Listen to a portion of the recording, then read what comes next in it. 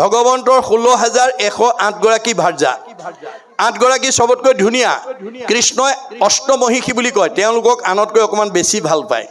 কিন্তু হে 8 গৰাকীতকৈ দ্ৰুপদীক বেছি ভাল পায় এই কথাটো জানি 8 গৰাকী মনত খুব আমি ইমান ধুনীয়া ধুনীয়া 8 গৰাকী থাকোতে এওঁ আকৌ দ্ৰুপদীকো ভাল পায় কিন্তু দ্ৰুপদীক কিয় কৃষ্ণই ভাল পায় এই কথাটো 8 গৰাকীয়ে বুজি পোৱা নাছিল সেই কাৰণে কৃষ্ণইটো কোনে কি ভাবে সব কথা জানে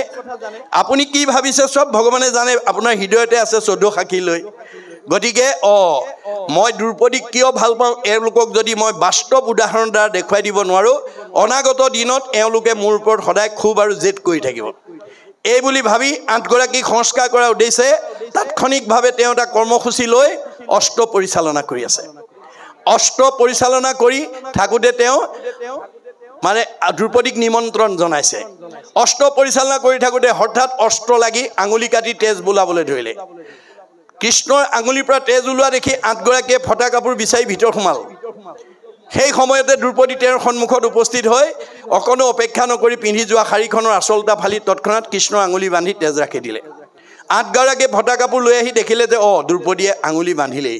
ভালেতো এওঁক ভাল পায় সেইদিনাহে বুজি পাইছে কিয় ভাল পায় অৰ্থাৎ কৃষ্ণই দৈহিকভাৱে নহয় ভক্তিত ভাল পায়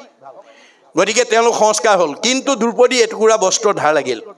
এটুকুৰা বস্ত্ৰ অনন্ত বস্ত্ৰৰূপে পৰিশোধ কৰি জগতলৈ নিদৰ্শন দিছে কেনেকৈ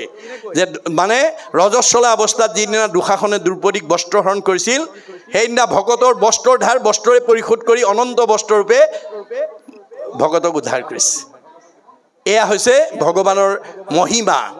এয়া ভক্তিৰ মহিমা